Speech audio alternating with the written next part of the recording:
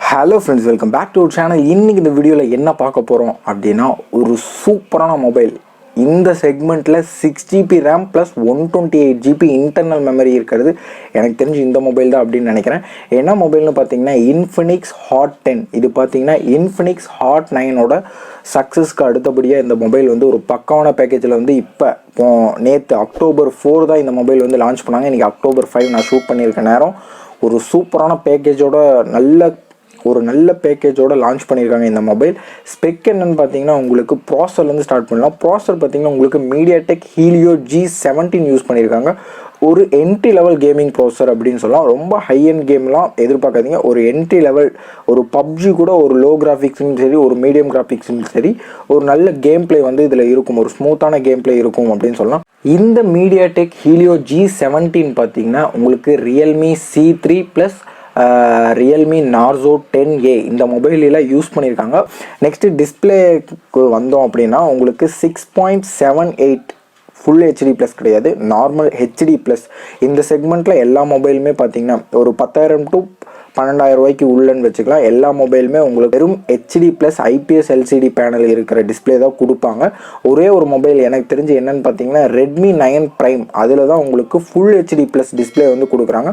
மித்தபடி எல்லா பிராண்டிங்லேயும் HD plus display தான் கொடுக்குறாங்க. அதே மாதிரி இந்த மொபைலும் ஹெச்டி ப்ளஸ் டிஸ்பிளே தான் இருக்குது. ரெசல்யூஷன் பார்த்தீங்கன்னா உங்களுக்கு 1640x720 ரெசல்யூஷன் கொடுத்துருக்கனால ஒரு ஆவரேஜான டிஸ்பிளே குவாலிட்டி நீங்கள் எதிர்பார்க்கலாம். நெக்ஸ்ட்டு கேமராவுக்கு வந்துட்டோம் அப்படின்னா உங்களுக்கு வந்து ஒரு எல் ஷேப்பில் ஒரு கேமரா கொடுத்துருக்காங்க. 4 கேமரா செட்டப். ப்ரைமரி கேமரா பார்த்தீங்கன்னா உங்களுக்கு 16 mega pixel plus 2 mega pixel plus 2 mega pixel எக்ஸ்ட்ராவாக இன்னொரு 2 மெகா பிக்சல் கொடுத்துருக்காங்க. அது லோ லைட் சென்சார் அப்படின்னு சொல்கிறாங்க. அது வேஸ்ட்டு தான். ஆனாலும் ஒரு 4 கேமரா செட்டப் கொடுத்துருக்கிறது இந்த மொபைலுக்கு ஒரு அட்வான்டேஜ். அதுவும் இல்லாமல் லுக்காக இருக்குது அப்படின்னு சொல்லலாம் பேக் சைடு. நெக்ஸ்ட் ஃப்ரண்ட் கேமரான்னு பார்த்தீங்கன்னா உங்களுக்கு நார்மலாக 8 மெகா பிக்சல் கொடுத்துருக்காங்க. ஒரு நல்ல செல்ஃபி கேமரா அப்படின்னு சொல்லலாம். நெக்ஸ்ட் பேட்டரின்னு பார்த்தீங்கன்னா உங்களுக்கு 5200 mAh பேட்டரி கொடுத்துருக்காங்க. ஒரு பெரிய பேட்டரி அப்படின்னு சொல்லலாம். உங்களுக்கு ஃபுல் ஹெச்டி ப்ளஸ் டிஸ்பிளே இல்லாதனால பேட்டரி கன்சம்ஷன் அப்படிங்கிறது கொஞ்சம் கம்மியாக இருக்கும். 5200 mAh அப்படிங்கிறதுனால உங்களுக்கு பேட்டரி பார்த்தீங்கன்னா கண்டிப்பாக ஒரு 2 days வர வாய்ப்பு இருக்குது. ஹெவி யூஸ் பண்ணுறவங்களா இருந்தாலும் 1.5 நாள் பேட்டரி பேக்கப் இந்த மொபைலில் தாராளமாக எதிர்பார்க்கலாம். நெக்ஸ்ட் பார்த்தீங்கன்னா இந்த பேட்டரியை சார்ஜ் பண்ணுறதுக்கு வெறும் ஒரு டிசப்பாயின்மெண்ட் அப்படின்னு சொல்லலாம். வெறும் 10 watts தான் கொடுத்துருக்காங்க. உங்களால் ஒரு 18 watts சார்ஜர் உங்கள் வீட்டில் இருந்தாலும் சரி, உங்களால் அப்கிரேட் பண்ண முடியும் அப்படின்னாலும் இந்த மொபைல் வந்து 18 watts charger fast charge support பண்ணும். உங்களால் எக்ஸ்ட்ராவாக கொஞ்சம் ஸ்பெண்ட் பண்ண முடியும் அப்படின்னா அடாப்டர் நீங்கள் 18 watts அடாப்டர் வந்து நீங்கள் வந்து இதுக்கு இன்க்ளூட் பண்ணிக்கலாம். இது வந்து 18 watts சார்ஜர் வந்து இந்த மொபைல் வந்து சப்போர்ட் பண்ணும். நெக்ஸ்ட்டு பார்த்தீங்கன்னா உங்களுக்கு ட்ரிபிள் ஸ்லாட் கொடுத்துருக்காங்க. 2 சிம் ப்ளஸ் ஒரு SD கார்டு வந்து ஒரே சமயத்தில் நீங்கள் யூஸ் பண்ணிக்கலாம்.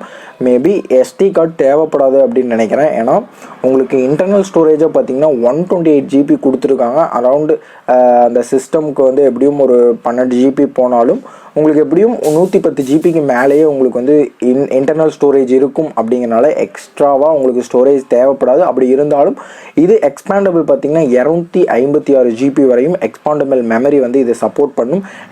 நெக்ஸ்ட் வெயிட் பார்த்தீங்கன்னா உங்களுக்கு 204 கிராம் கொடுத்துருக்காங்க. ஒரு 5000 mAh பேட்டரி அப்படின்னாலும் உங்களுக்கு 204 கிராம் வந்துடும். 200 கிராமுக்கு மேலே வந்துடும். ஓகே, வெயிட் மேனேஜ்மெண்ட் அப்படிங்கிறது ஓரளவுக்கு நல்லாவே இருக்குது அப்படின்னு சொல்லலாம். ஃபைனலாக ப்ரைஸ்ன்னு பார்த்தீங்கன்னா உங்களுக்கு 9999 ரூபாய்க்கு வந்து ஃப்ளிப்கார்ட்டில் வந்து இந்த பிக் பில்லியன் டேஸில் தான் வரும் அப்படின்னு நினைக்கிறேன். ஏன்னா மொபைல் நேற்று லான்ச் ஆயிடுச்சு.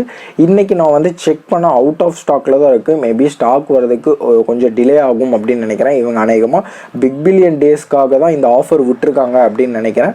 6GB ரேம் ப்ளஸ் 128GB வந்து ஒரு நல்ல பேக்கேஜ் அப்படின்னு சொல்லலாம். எந்த மொபைலுமே எனக்கு தெரிஞ்சு இல்லைன்னு நினைக்கிறேன். 6GB ரேம் 10,000 ரூபாய்க்கு கொடுப்பாங்களா அப்படின்னு தெரியல. இன்ஃபினிக்ஸ் பிராண்டிங் ஒரு நல்ல பிராண்டிங் அப்படின்னு சொல்லலாம். இப்போ வளர்ந்து வர ஒரு நல்ல பிராண்டிங் அப்படின்னு சொல்லலாம். இவங்க வந்து ப்ராசஸர் ப்ளஸ் டிஸ்பிளேல நல்லா கான்சன்ட்ரேட் பண்ணாங்க அப்படின்னா ஒரு ரெட்மி விவோ இந்த மொபைலுக்குலாம் ஒரு நல்ல காம்படிஷன் கொடுக்க வாய்ப்பு இருக்குது அப்படின்னு நினைக்கிறேன். இவங்க வந்து டிஸ்பிளேலையும் ப்ராசர்லையும் கொஞ்சம் டவுன்கிரேடாகவே கொடுத்துட்ருக்கிறதுனால அதிகமாக இந்த பிராண்டிங்கோட மொபைல்ஸ் வந்து ரீச் ஆகுறதில்லை அப்படின்னு சொல்லலாம்.